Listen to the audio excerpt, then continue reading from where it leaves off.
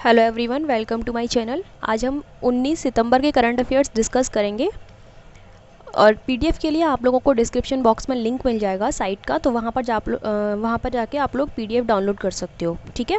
और डेली के 10 क्वेश्चंस भी डालते हैं, जीएस रिलेटेड हैं वो, तो आप वो भी लगा सकते हो। चलिए स्टार्ट करते हैं। फर्स्ट टॉपिक है, हाल ही में कौन सा देश सतत विकास लक्ष्यों के लिए सोवरेन बॉन्ड जारी करने वाला दुनिया का पहला देश बन गया है, ठीक है। तो वो आपका, सॉरी ये गलत हो गया, यहाँ पे ब्राज़ील नहीं है, मैक्सिको है, ठीक है। मैक्सिको बना है दुनिया का पहला देश। इस बॉन्ड के ज़रिए मैक्सिको ने 890 मिलियन डॉलर जुटाए हैं। मैक्सिको उत्तरी अमेरिका महाद्वीप में स्थित देश है जिसकी राजधानी क्या है, मैक्सिको सिटी, ठीक है। बाकी ये जो सतत विकास लक्ष्य है यानी कि सस्टेनेबल डेवलपमेंट गोल्स, ठीक है, ये क्या है, एक्चुअली यूनाइटेड नेशन द्वारा बनाया गया था इनको, और इसका उद्देश्य था कि संधारणीय विकास करना, ठीक है, यानी कि सस्टेनेबल डेवलपमेंट करना। अभी हम बताएंगे कि क्या मतलब ये संधारणीय विकास क्या होता है। उससे पहले 2015 से पहले कुछ इसी तरीके का एक और लक्ष्य चल रहा था जिसका नाम था सहस्राब्दी विकास लक्ष्य, ठीक है। तो उनको निरस्त किया गया था, उसकी जगह पर ही 2015 से इनको स्टार्ट किया गया था, यानी कि सतत विकास लक्ष्य।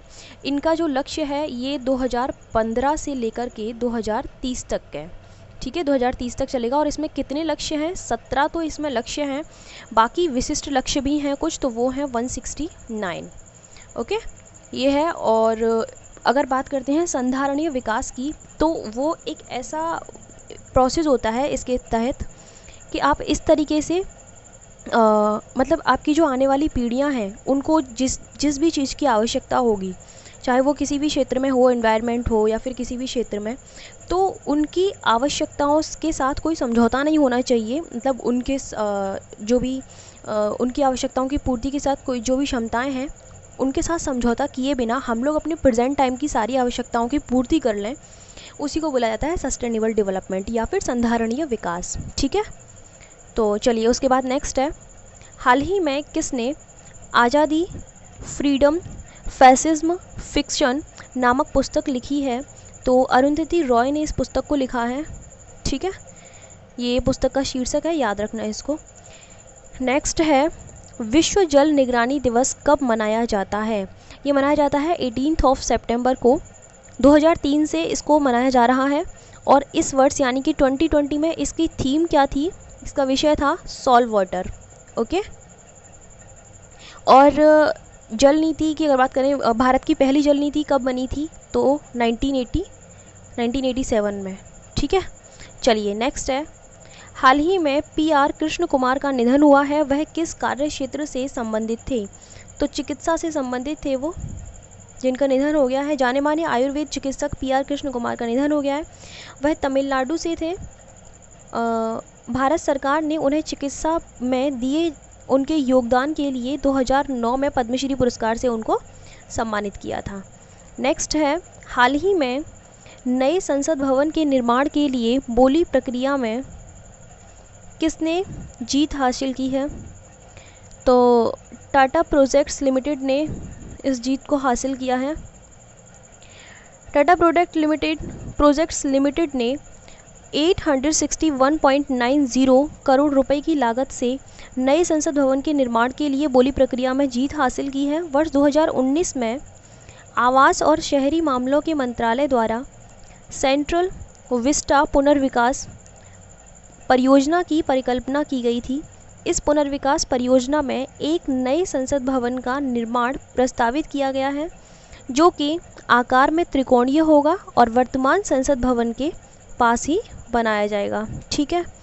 वर्तमान संसद भवन 1927 में बनाया गया था और इसका डिज़ाइन उस समय के मशहूर वास्तुविद लुटियंस ने किया था, ठीक है। ये क्वेश्चन पूछ लिया जाता है कि किसने किया था, तो लुटियंस हैं, उन्होंने इसको डिज़ाइन किया था।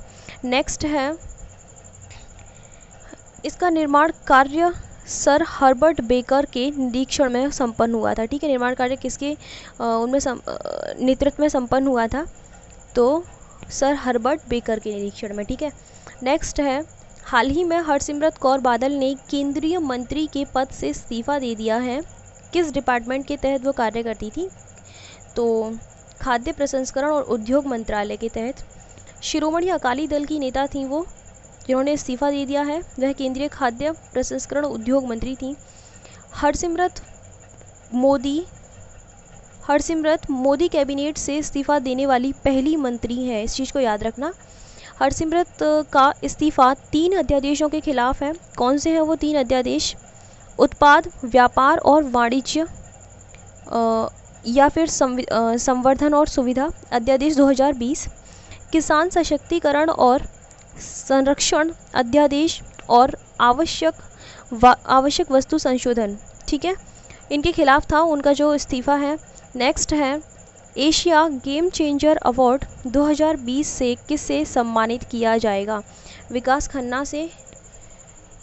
खन्ना को सम्मानित किया जाएगा। सेलिब्रिटी शेफ विकास खन्ना को इस बार एशिया गेम चेंजर अवार्ड 2020 से सम्मानित किया जाएगा। लॉकडाउन और कोरोना संकट के बीच अमेरिका में रहते हुए भी विकास खन्ना ने भारत में गरीबों और ज़रूरतमंदों में खाना पहुंचाने का काम किया था। इसी कारण उन्हें इस पुरस्कार से सम्मानित किया जाएगा। इन्होंने अमेरिका में रहते हुए फीड इंडिया कैंपेन की शुरुआत की थी। तो आप इसको याद रखना कि उस कैंपेन का नाम क्या है, फीड इंडिया, ठीक है।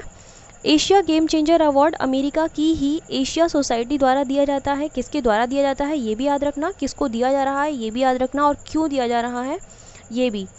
जो लोग अमेरिका में रहते हुए एशिया के लिए काम करते हैं, ये पुरस्कार उनको दिया जाता है। अमेरिका में रहते हुए एशिया के लिए काम करते हैं, ठीक है। हाल ही में फोर्ब्स मैगज़ीन जारी हुई है 2020 की सूची में कौन सर्वाधिक कमाई वाला फुटबॉलर बना है? तो मेसी हैं, ठीक है, लियोन मेसी, जो कि सबसे ज़्यादा कमाई करने वाले फुटबॉलर बने हैं। कितनी उनकी कमाई है इसमें दे रखा है, लियोन मेसी 126 मिलियन अमेरिकी डॉलर यानी कि 924 करोड़ रुपीस की कमाई के साथ शीर्ष पर बने हुए हैं। वह लगातार दूसरे वर्ष सबसे अधिक कमाई करने वाले फुटबॉलर बने हैं। इस मामले में रोनाल्डो ने दूसरा स्थान हासिल किया है, जबकि